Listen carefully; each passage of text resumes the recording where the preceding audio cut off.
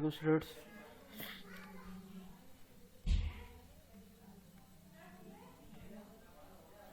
आज हम डिस्कस करेंगे लेक्चर नंबर 17 और 18 को, जो कि वेब टेक्नोलॉजी का वीक नाइट का लेक्चर है। और इसके जो कंटेंट्स हैं वो है HTML page layout, HTML layout techniques, CSS website layout, 1 column layout क्या होता है, 2 कॉलम लेआउट क्या होता है, 3 कॉलम लेआउट, और नेविगेशन विद ड्रॉप डाउन।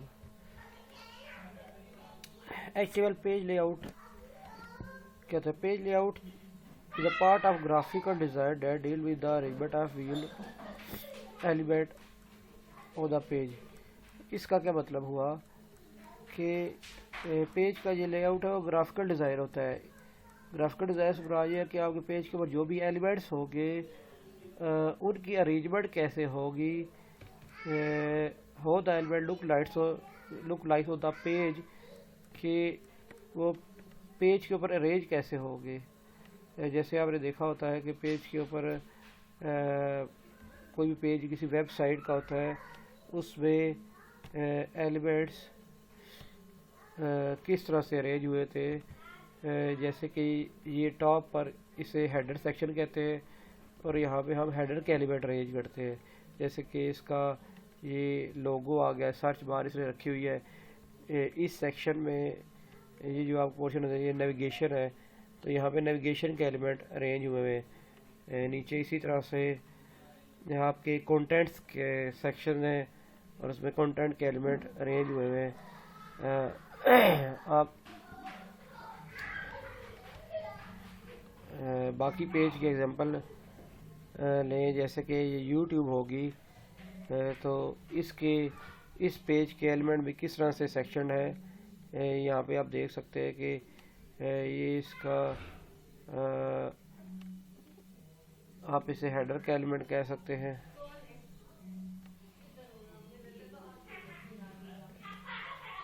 तो पेज के ऊपर एलिमेंट्स कैसे अरेंज होंगे, ये हमारा पेज का लेआउट होता है, जो कि पेज को जैसे एलिमेंट अच्छे तरीके से अरेंज हुए होंगे वो पेज की वेबसाइट की लुक एंड फील को बेहतर बनाते हैं। तो पेज के कितने सेक्शन होते हैं? पेज के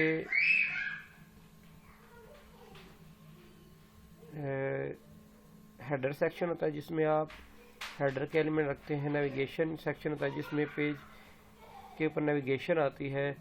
और ये सारी चीज़ें कंटेंट सेक्शन और फुटर ये मिला के एक वेबसाइट का डिज़ाइन बनता है। क्योंकि सारी वेबसाइट के पेज का डिज़ाइन सेम होता है, तो वेबसाइट का डिज़ाइन भी पेज लेआउट के ऊपर ही बेस करता है कि जो भी पेज का डिज़ाइन होगा वही हमारा वेबसाइट का डिज़ाइन होगा। And there is some common section in every page in the website. जैसे हेडर सेम होता है, नेविगेशन सेम होता है, आपने डिफरेंट साइट देखी होंगी। जैसे W3 स्कूल की वेबसाइट है, उसके डिफरेंट पेजेस हैं जिसके कुछ सेक्शंस रिपीट हो रहे होते हैं। हेडर सेम होता है हर पेज पे, नेविगेशन भी सेम होती है, मेन कंटेंट का एरिया चेंज हो रहा है। तो हेडर सेक्शन में क्या आता है जी, हेडर के एलिमेंट्स आते हैं, नेविगेशन के एलिमेंट्स आते हैं।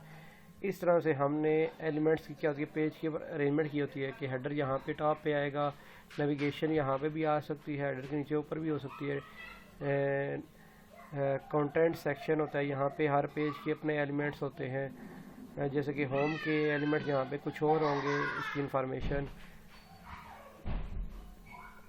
फुटर के एलिमेंट कुछ और होंगे, इसकी इंफॉर्मेशन। लेफ़्ट साइड पे और राइट साइड पे आपके स्लाइड बार का एरिया, यहाँ पे एड्स हो सकते हैं। तो आपका ये पूरा पेज का लेआउट क्या होता है। तो पेज को लेआउट बनाने की हम डिफरेंट टेक्निक्स वेज यूज़ करते हैं। टेबल लेआउट, इसमें लिखा है नॉट रिकमेंडेड। हमारे पास जैसे नए तरीकाकार हैं, जैसे डिव के थ्रू ग्रिड सिस्टम, हम टेबल के अंदर लेआउट नहीं बनाते, क्योंकि टेबल जो है इसकी रेंडरिंग ब्राउज़र के ऊपर लेट होती है, इसका रिस्पॉन्स टाइम ज़्यादा होता है, तो स्लोअर करते हैं वेबसाइट को। वैसे टेबल के थ्रू हम हर तरह से एलिमेंट को अरेंज कर सकते हैं। दूसरा जो तरीक़ाकार है पेज को लेआउट करने का, मीन्स के अरेंज एलिमेंट की कैसे करेंगे, वो फ्लोट का तरीक़ाकार। तो लास्ट लेक्चर में हमने फ्लोट प्रॉपर्टी के थ्रू हमने एलिमेंट को फ्लोटिंग एलिमेंट बनाया था, और हमने एलिमेंट की जो अरेंजमेंट की थी वो डिव एलिमेंट के थ्रू की थी, पेज को डिवाइड करके डिफरेंट पोर्शन में, और वो डिवीजन जहाँ पे आएंगी वहीं उसकी अरेंजमेंट होगी कि हेड के एलिमेंट टॉप पे आते हैं। एक लेफ़्ट से एरिया बनाया था, दूसरा एक राइट एरिया बनाया था। जैसे कि हम उसमें भी चेंजिंग करेंगे तो आपको उसमें आइडिया हो जाएगा। तो ये फ्लो डिज़ाइन के लिए जो लास्ट लेक्चर की एग्जांपल हमने की थी,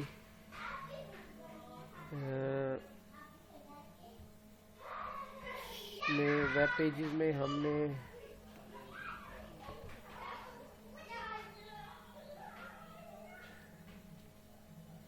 ये एग्जांपल अगर आपको याद होगी तो ये हमने जो पेज का ये लेआउट बनाया था, जिसमें ये देखिए हेडर है और ये दरम्यान वाला कंटेंट सेक्शन है,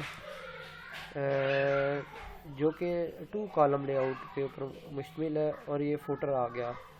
तो इसको डिज़ाइन करना भी सीखा था। तो ये हमने अरेंजमेंट कैसे की थी, ये हमने फ्लोट प्रॉपर्टी के थ्रू की थी, ठीक है।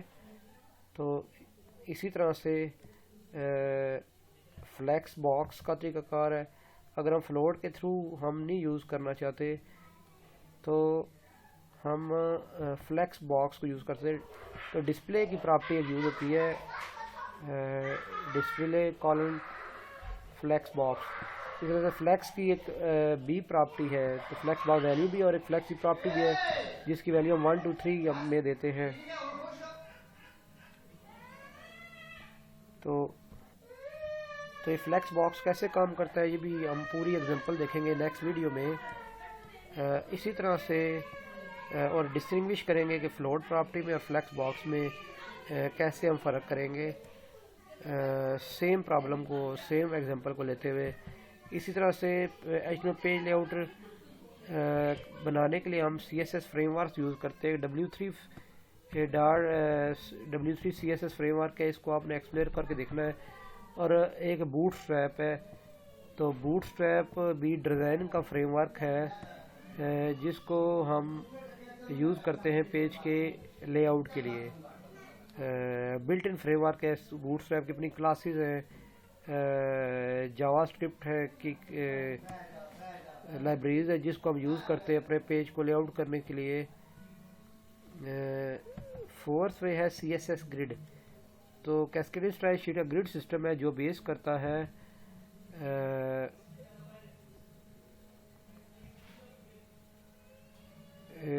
कॉलम्स के ऊपर। तो हम पूरा हमारी जो पेज होता है हम उसे 12 कॉलम में डिवाइड करते हैं, और फिर उस कॉलम्स के थ्रू हम पेज को रोज में डिवाइड करते हैं, और हर रो में डिफरेंट कॉलम्स होते हैं। इसको भी हम एक एग्जांपल से समझेंगे इस लेआउट को। तो सबसे पहले हम शुरू करेंगे, चूँकि हम टेबल को रिकमेंड नहीं करते, तो टेबल के थ्रू हम डिज़ाइन पेज के लेआउट को डिज़ाइन नहीं करेंगे। हाँ, एलिमेंट्स को डिज़ाइन करने के लिए हम टेबल यूज़ कर सकते हैं। जैसे कि हमने कहा था जी, टेबल तो टेबलर डाटा से जो है शुरू होता है, तो टेबल को एलिमेंट यूज़ करते हैं हम डाटा को in the form of rose and column show करने के लिए। लेकिन पेज का लेआउट, उसके एलिमेंट्स की अरेंजमेंट, जैसे like header, footer, navigation and contents, उसके लिए हम इसे प्रेफर नहीं करते। रीज़न बताइए कि इसमें ये ज़्यादा रिस्पॉन्स लेता है टाइम, और स्लोअर करता है आपकी वेबसाइट को। तो फ्लोट प्रॉपर्टी से नेक्स्ट वीडियो से स्टार्ट करते हैं। अल्लाह हाफिज़।